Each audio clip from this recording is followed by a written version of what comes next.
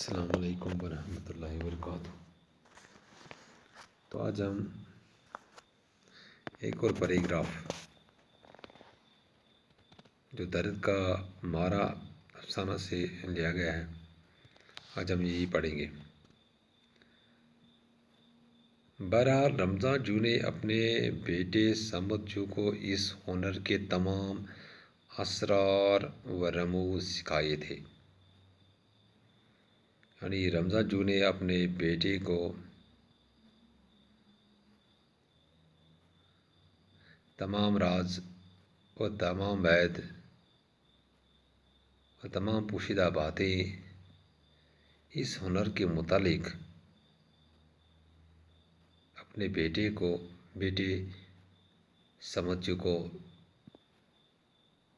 سکھائے تھے، اور سمد نے آگے چل کر اپنے باپ اور استاد کا نام روشن کیا۔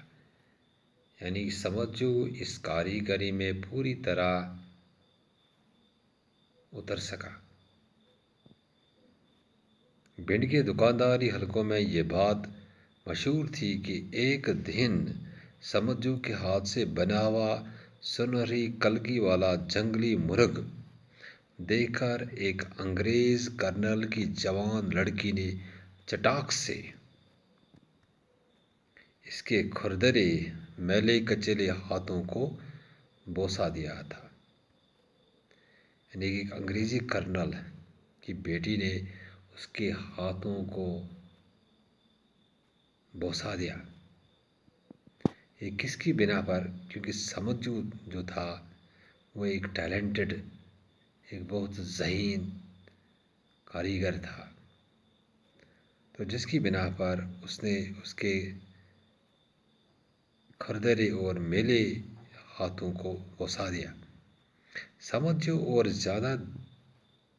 زیادہ دنوں تک حاجی اسماعیل کا کاریگر بن کر نہ رہ سکا۔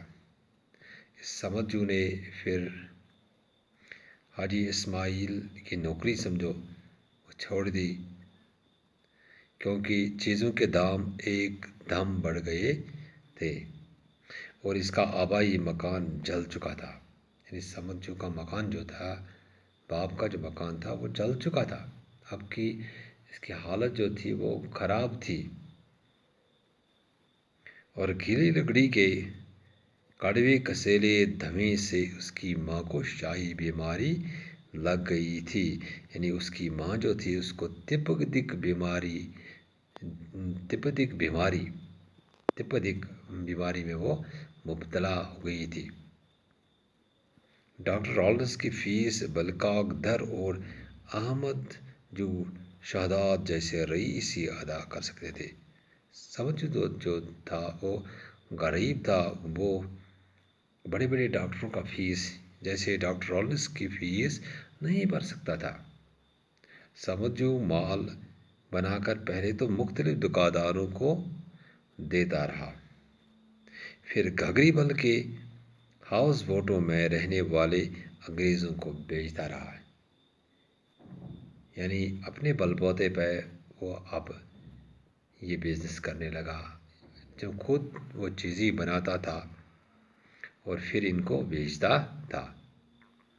یعنی کہ مصنوعی جانوروں کی جو چیزیں جو تھی، مردہ پرندے اور جانوروں میں روئی یا اس طرح کے دوسری چیزیں بھر کر انہیں اصلی شکل دیتا تھا۔ پھر ملک آزاد ہونے سے پہلے گورڈن صاحب نے بھنڈ پر اپنی سگار اینڈ کیڈی نامی دکان بڑھا کر ولایت واپس چلے جانے کی ٹھان لی۔ یعنی کہ بھنڈ پر ایک انگریز کی دکان تھی جس کا نام تھا گورڈن صاحب۔ جب ہندوستان آزاد ہو رہا تھا تو گورڈن صاحب نے ٹھان لی کہ اب میں واپس اپنے ملک چلا جاؤں، انگلستان واپس چلا جاؤں، اور اتفاقاً سے اس گورڈن صاحب کا دکان وہ اس سمد کو ملا۔ اتفاقاً سے یہ خالی دکان سمد کو مل گئی۔ 5-6 مہینے کے بعد اس دکان پر بورڈ لگ گیا۔ اب سمجھو نے اس پہ بورڈ لگایا۔ کون سا بورڈ لگا؟ سمن اینڈ سنز ٹیکسی ڈومیسٹ۔ اور یہ بورڈ اتنا مشہور ہوا کہ ابھی تک ولاج سے آنے والے سیاح سری نگر میں اس بورڈ کو تلاش کرتے نظر آتے ہیں۔ یہ انگریز لوگ جو تھے یا اور لوگ بھی جو تھے وہ اس دکان کو جب وہ کشمیر کی سیر کے لیے یا سیاحت کے لیے آتے تھے وہ اس دکان کو تلاش کرتے تھے، سمن اینڈ سنز، کیونکہ اس دکان میں مصنوعی چیزیں جو تھی جانوروں کی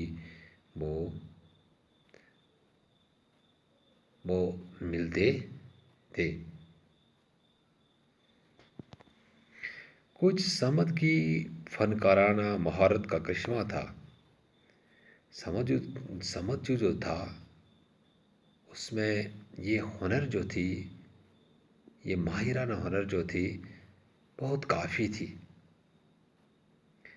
کچھ اس کی انتھک محنت کا نتیجہ تھا، محنتی بھی تھا، اور اس میں اس ہنر کی مہارت تھی، اس ہنر میں کافی مہارت تھی اور محنتی بھی تھا، اور کچھ اس کی سادگی پسند طبیعت کا اثر تھا۔ یعنی طبیعت کے لحاظ سے سمجھ جو تھا وہ سادہ تھا، سادہ زندگی گزارتا تھا اور محنتی بھی تھا اور صلاحیت بھی تھی اس فن میں کہ سمن اینڈ سنز کی دکان ایسی چل نکلی کہ بنڈ کی بڑی بڑی دکانیں اس کی روشنی کی چکا چوند سے مانند نظر آنے لگی۔ یعنی یہاں پر جو اس کی دکان لگی سمن اینڈ سنز، اور اس دکان کی وجہ سے پوری اس گلی یا پورے اس علاقے میں ایک طرح کی روشنی پھیل گئی، کیونکہ اس کی دکان کی وجہ سے بہت سارے کسٹمرز جو تھے وہ آیا کرتے تھے اور وہاں سے چیزیں خریدتے تھے۔ تھوڑے عرصے کے بعد سمت صاحب خاصیت اور صاحبی جائیداد تاجروں میں شمار کیا جانے لگا۔ یعنی کچھ ٹائم گزرنے کے بعد جب اس نے اپنے بل بوتے پر یہ کام شروع کیا، یہ بزنس شروع کی، تو وہ صاحبی جائیداد تاجر بن گئے۔ اب اس کی حیثیت جو تھی وہ بڑھ گئی۔ اس سے پہلے اس کی جو حیثیت تھی وہ خاص نہیں تھی، مشکل سے اس کا گزر بسر ہوا کرتا تھا، لیکن جب اس نے خود اپنے بل بوتے پہ اپنی دکان لگائی اور خود چیزیں بناتا تھا اور بیچنے لگا، اس کو کافی منافع بھی مل گیا اور وہ صاحب جائیداد تاجروں میں پھر شمار ہونے لگا۔ تو انشاءاللہ آج کی اس لیکچر میں اتنا ہی، تو نئے لیکچر میں آگے اور پڑھیں گے باقی اس